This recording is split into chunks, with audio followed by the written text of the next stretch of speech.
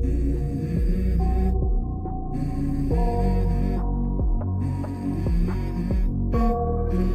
go. I wake up to a little bit of drool on my pillow, feel like it's gonna be a bad day. I'm tired of shit. Hello friends and my lovely viewers, welcome back to the channel. Today, we will take a look at the new clan that recently came out. Their clan name is Corbit, and the champions are actually assassins. We will check out their appearances, clan trait and skills. By the way, just giving a quick reminder that our 1000 subscriber mark is closing in. If you want the chance of winning $100, don't forget to subscribe to the channel. Now let's start today's video by having a look at the female champion. I feel like I've seen this champion somewhere else. It is not the exact same appearance, but something seems familiar about this one. Does anyone here play Mobile Legends?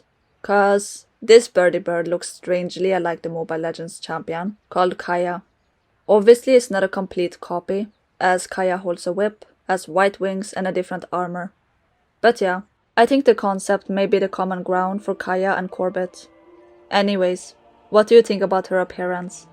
I personally think she looks astonishing, but like some of you may already know by now, I absolutely love wings. So, I mean, I may be a little bit consumed by the prettiness of her wings. You know what, as we already here, let's see her preview. I don't think I've ever done that in the videos I make.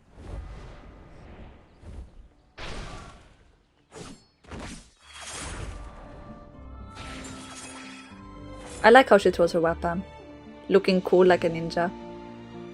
Bloodline has seriously improved on the animation of the clans. It looks like they lately have been focusing more on details. Let us move over to the male appearance now. I wanna see his preview too, as it kinda does give us a hint on what type of attacks he may do.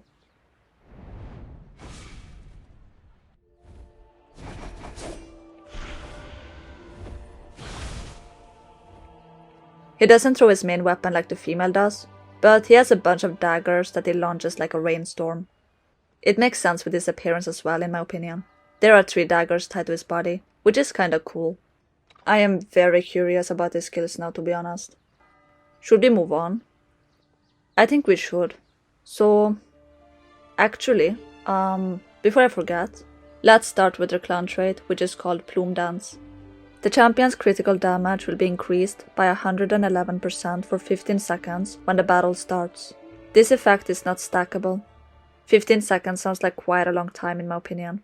But for this clan trait to be effective, our champions needs a high amount of critical damage from before. Or else the 111% increase wouldn't make a big difference. Or a difference at all. So yeah, gotta keep that in mind. Now that we are aware of their clan trait, let's move over to their skills. Starting with the male active skill this time. His active skill is called Feather Thrust. He will land a quick normal attack upon all enemy champions in the battlefield, which deals additional damage equal to 13% of the enemy's current constitution. But the attack is capped at 1000% of the male Corbit's strength. Our male champion will then move behind the highest strength enemy and deal damage equal to 480% of his own strength. And he also inflicts silence for 3 seconds. Our male Corbit's constitution will also be restored by 30% of the damage dealt. So in the very beginning of the battle, when all the enemy's constitution is filled up, that is when the first strike of his will have the biggest impact. But it also has a cap which is based on our champion's strength. His second attack targets the one with the highest strength. It is great getting rid of the biggest threats of the opponent team, and adding silenced, which prevents the strong opponent from launching attacks. 30% of the damage dealt will be added to the male Corbit's constitution as well. So yeah, it is sort of a conditioned self-regeneration. I think his active skill looks great, to be honest. There are a lot of things going on here, and it doesn't look too bland or insignificant in any way. Time for his passive skill now, which is called Dark Inspiration. Each of his normal attacks steals 3.4% of the enemy target's strength, and converts it into the Corbit male's own strength for 7 seconds. For each 2% additional strength gain in the battle, the champion's damage dealt increases by 2%. This is capped at 40%. The critical rate will increase by 2% and cap at 20%. This boost effect also applies to all ally champions, but it has a 80% conversion rate and the same cap. This sounds like a new twist. He takes strength from the enemy for himself, just temporarily, but 7 seconds is still a decent amount of time. Each 2% additional strength he gains will increase his damage by 2% and critical rate by 2%. But yeah, the damage caps at 40%, while his critical rate caps at 20%. It's not entirely unlimited as expected. I especially like the last part, saying that the boost effects applies to all ally champions. The only tiny downside is the 80% conversion rate. And of course, the allies has the same cap. This is the passive skill, by the way, and I think it looks very beneficial, not just for him, but for the entire team. Let's see his ultimate skill now. Feather Barrage. He will fly over the current enemy champion target and rain down raven feathers. Is this what we actually saw in the animation of his? The first barrage of feathers deals damage to all enemies within range equal to 300% of his own strength, and it also inflicts silence for 2 seconds. The second barrage deals damage to all enemies within range equal to 400% of our champion's strength, and inflicts stun for 1 second. It also increases his attack speed by 40% for 6 seconds. I wonder what the range of his attack is. It doesn't seem like it is mentioned here, but I guess this ultimate can do pretty good damage. And yeah, even his attack speed gets increased. What do you think about this champion, by the way? I actually think he may be worth it. His active skill is very interesting, and his passive looks intriguing, not gonna lie. So yeah, I personally think very highly of this champion.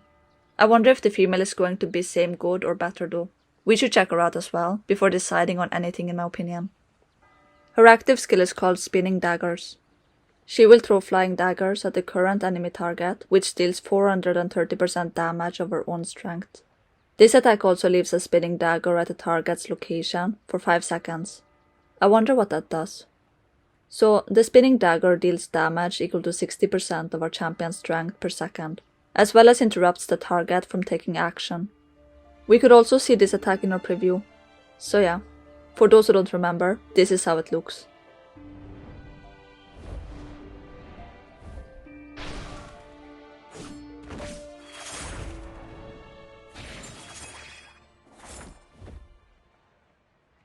So the spinning dagger will deal 60% of our champion's strength per second for 5 seconds. So 60% damage of strength into 5 times. Besides its being a nicely animated skill, it seems worth it. We also gotta keep in mind the 430% damage of strength she deals at the beginning of her active. And adding everything together, she overall deals a lot of damage. Now, time for the passive skill. Soaring Flight. This is a long one. So every time our female Corbit hits an enemy with attacks or skills, she will gain a layer of Soaring Flight. Each Soaring Flight layer she gains will recover a constitution by 0.7% of her max constitution. When she has gained 10 layers, a feather shield will be formed that blocks damage taken equal to 700% of female Corbit's strength. As long as this feather shield exists, she will restore a constitution by 8% of her max constitution for each second that goes by. Our female champion can also consume all layers of Soaring Flight to disable the control effects that has been inflicted on her. For each layer that is consumed, she will deal damage equal to 100% of her strength to the enemy who inflicts the control effect. At first I didn't find the very first thing about 0.7% constitution gain impressive. 0.7% doesn't sound like much, you know. But considering that it happens every single time she attacks with either normal attacks or skill damage, I think it does help a little in the long run. And after she has used 10 normal attacks and or skill attacks, she will get a shield that protects her based on the amount of strength she has. And then while she has this shield up, the constitution goes up by 8% of the max constitution every second. I mean, that sounds far more impressive. But for how long does the shield exist? They did not mention that, I think. So yeah, it makes things a little bit uncertain. Another thing I'd like to mention is that as this is a passive, we cannot possibly choose when she consumes the layers, right? Does it just randomly do it? Is there a time limit or a conditional thing? Cause that can make a huge difference, you know. We obviously don't want her to consume her layers, which I suspect removes the shield right after getting the shield. Anyways, she deals some damage as well in the very end. I don't know what to make of this one, so I will think about it and move on to the final skill meanwhile, aka the ultimate. This one is called Swoop and Drop. It is literally in the name what the skill does. She will grab the current target, fly to the furthest enemy and then drop the target. This deals damage to all enemies within a small radius, equal to 300% of her strength, plus the additional damage equal to 12% of the grabbed target's max constitution. The additional damage is capped at 1000% of our female champion's strength. Next up, She will charge at the aimed location and deal damage to all enemies within range. The damage is equal to 400% of her strength. Female Corbit cannot be interrupted while casting this ultimate skill. So, from what I understood, if she grabs a target that has high constitution, the damage will be greater when dropping the target. The damage she deals seems actually quite decent. Then she will charge at the aimed location. What the fuck is meant by aimed location? Where? Is it like in the middle of the crowd? At the very back? At a randomized location? How will we know? I hope she is smart and chooses the most crowded place, cause that will lead to more enemies taking damage. And yeah, she cannot be interrupted while casting this ultimate skill, which is a relief indeed. Just imagine her flying up only to come crashing down due to the enemy attacks. That would not be a nice sight. Anyways, we don't have to worry about that. I think it's a very unique skill, and I would love to see it work in action, to be honest. Now, after seeing both of the champions, I am still not sure if these guys are actually worth it. Some of the skill descriptions looks impressive, not gonna lie. And I do feel tempted to summon for them. I just wanna do some more research and everything before I decide on anything. As for which champion I believe have the highest chances of being worth it, female or male Corbit, I think I'm gonna go with the male for now. His skills are very interesting after all, and if I summon for them, I would love to try him out. This all being said, I hope you enjoyed today's video. Feel free to like and subscribe if you found this content helpful. Which one do you think is better, male or female? And do you think they're worth summoning for? Let me know your thoughts about this clan in the comments below, and I will see all of you in the next video. Take care, stay foxy, adios, bye!